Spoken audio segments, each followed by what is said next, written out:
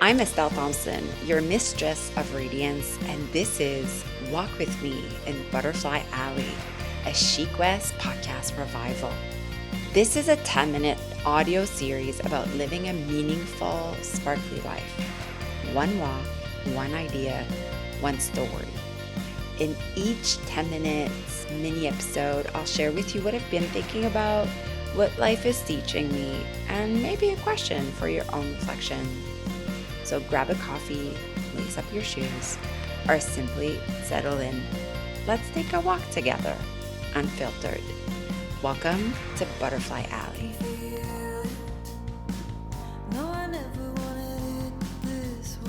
There is a line from the song Eldest Daughter by Taylor Swift. You all know I'm a huge Swiftie. Maybe that's for another episode, but in that song, their lyrics are every eldest daughter was the first lamb to the slaughter. Every eldest daughter was the first lamb to the slaughter. And speaking of with a lot of my students, I attract a lot of first eldest daughters because guess what? I'm an eldest daughter as well.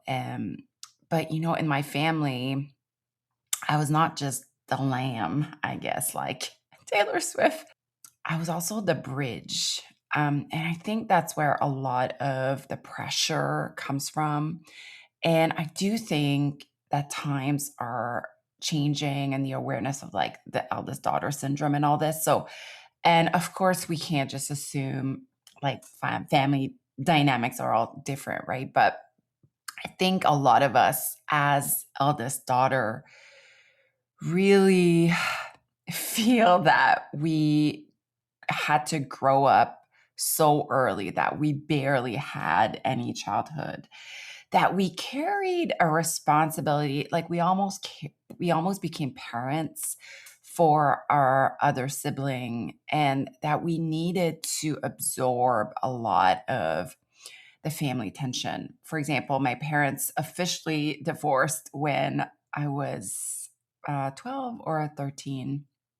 And I remember like my brother, not a big deal. He was going to go live with my dad. And I was so taken by like, but we can't leave my mom. Like I wanted to go to my dad too.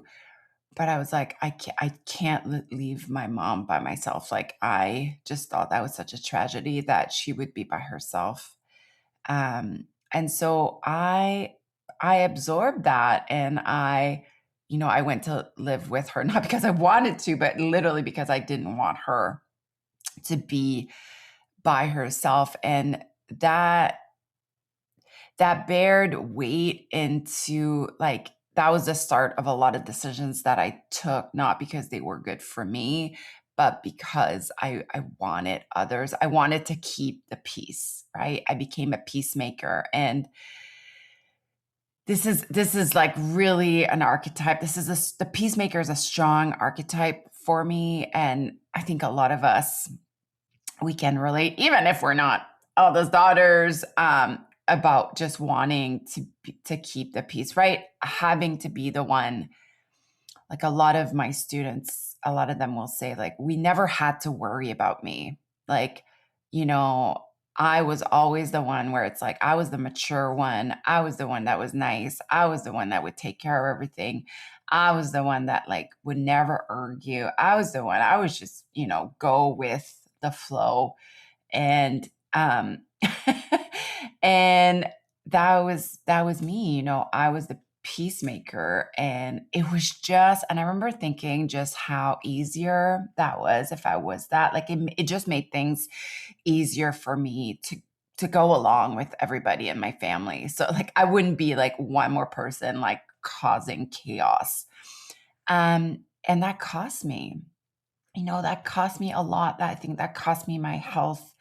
I think I became anorexic and bulimic because of it. I think I gave myself an eating disorder. I think I gave myself depression. I think I gave myself an existential crisis. think, I mean, the now looking back, those were really gifts in awakening. I'm glad, looking back that I had these crises when I was like in my early 20s, because now I'm in my mid 40s and like I'm so much mature in a way.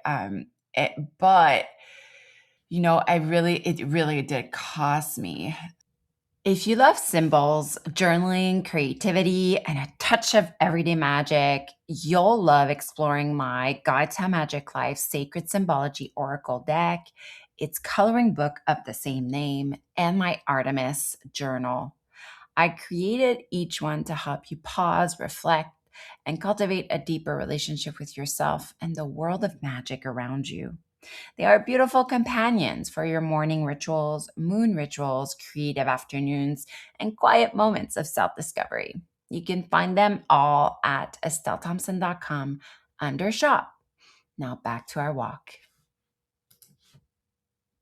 And to think about just the number of bridges that, like, it was concerning. Like, looking back, it was really concerning.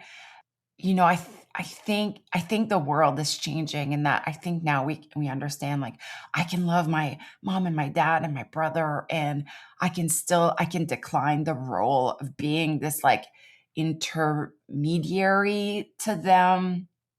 Just like I can love my mom and like refuse to like live with her, or I can like manage the relationship in between them, which I ended up, because I was so good at being like the neutral one and the peacemaker. And I'm not telling you that like I'm a master at this, because I'm making a podcast because I just recently had again to be, and I always tell Scott, I was like, why do I'm always the middle person? Like and it's, again, it's a pattern I'm unearthing. And like, why do I still put myself in this situation where I have to be the one that like manages all these people that are so immature? And here I am, like doing what I do best. And that is the eldest daughter as bridge for me. And I probably going to do a podcast about this, but I'm a Libra. Libras are also known as being really people pleasing, like that, because we are such a sign that it's more complex than this, obviously, but we, are the way we relate to the world is really like also how we become of service to the world. And that becomes really tricky, because it's not only like, the validation comes from like helping others and being of service and then finding value into that. So it's like our worth is tied up with like, oh, I'm worthy because they need me. And I'm still working on that so much, where it's like, if I'm not needed, I am still worthy. I'm worthy because I breathe, period. And also like more personally, and maybe you relate to this, maybe you don't.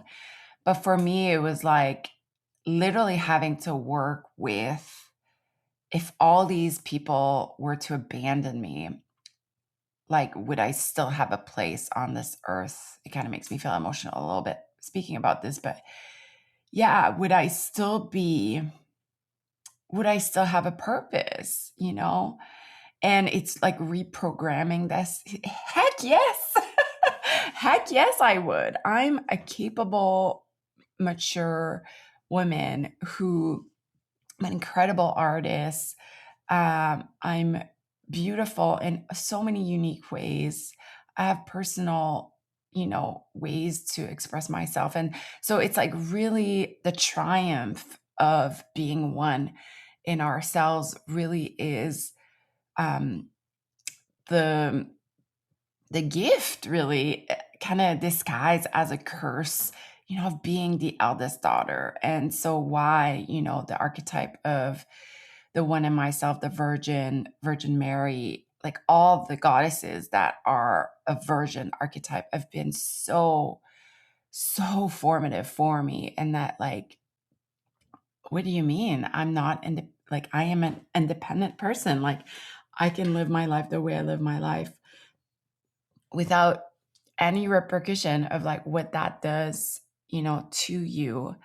And I am learning that I do not have to be the bridge in every story. I do not, yeah, I do not have to be. It's like a codependency, right?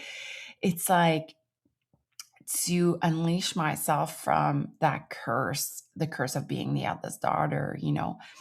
And another lyric that I love so much from Taylor Swift in that same song is everything you lose is a step you take, right? So, like, losing the identity of being this peacemaker, being the bridge, is actually a step I take forward into the triumph of being one in myself, of being self-efficient, self-reliant, and of needing really like no one um, to validate me, to self-recognize myself in my worth. That's been, the triumph. And something I love so much about Taylor Swift's, you know, lyrics and songs. She has other ones like You're on Your Own, Kid, The Best Day, even Tolerated. It's so eldest daughter coded. The Archer. It's like, this hypervigilance that it's really a trauma response, right? A lot of it is, as the eldest daughter, like this like responsibility that we hold. Like, it's like, why everything is like our responsibility. And instead developing like this self, protecting ourselves, from that, and developing the resources that, we are able to protect ourselves. And now, I have a list of times in my life where I was able to protect myself from my family. And that doesn't mean that they don't love me or I don't, love them. And a quick example of this, a few years, actually, I guess like 2 years ago, I just come back from a big trip in Nepal, and I was sick that first week I came back. I think I was just recuperating from travel, and it had been a really huge expansion, and my mom suffered a fall, and she called me in distress, and she wanted me to come to Montreal to help her. And it was really a moment where I had to say no. I was like, no. It was it felt so harsh. It still feels harsh of me to say, but she didn't deserve that for me. It's not something that she's ever done for me. And then I didn't want to act from like, oh, like tit for tat, like, haha, like, here you go. But also it was like, I was exhausted. Like, I didn't have any resource. Like, I didn't feel at my best. And I was like, I'm going to go right now and take care of somebody when I can't even, like, I barely can take care of myself and my own family. Like, this doesn't make any sense. And, I remember calling Scott, and, he's so good. He's so diplomatic when it comes to that stuff. He will never tell me to go or not go, but he was just give me like almost like a resound board. And he was like, he just listened to me, and even like hearing myself say it, he was like, I can't go. I'm not going to go. And I didn't go. And I ended up like being on the phone for a few hours, like figuring out like resources in the building that she lives in that could help her. And that became I was like, this is so much easier than me taking a plane and like going to help her. And I still was a bridge in a way, but not in a way that was like self-effacing myself and going against, like, my whole body was like, hell no, I'm not going, right? And so I have a list now, of things that I've done to like, these are the moments to like just remember myself that it's like, these are the moments where, you self-protect yourself, and you were one in yourself. You weren't, you know, you weren't a lamb to the slaughter, right? And okay, you were still kind of a bridge, but the weight of it wasn't that like it costs you your health, you know. I think that's been really important. So anyways, still working on it, but this is an episode I really wanted to make. I think there's a lot of us, even like in our mid 40s now, that kind of have to take care of a lot of our parents aging, you know, and how do you go about that in relationships that feel like, yeah, it's like your responsibility. It feels like so like a contract, you know, conditional, but having these conditions that aren't attached to us anymore. So a lot of things to ponder on, but you know, this is an invitation to start your own list. You know, when have I set boundaries?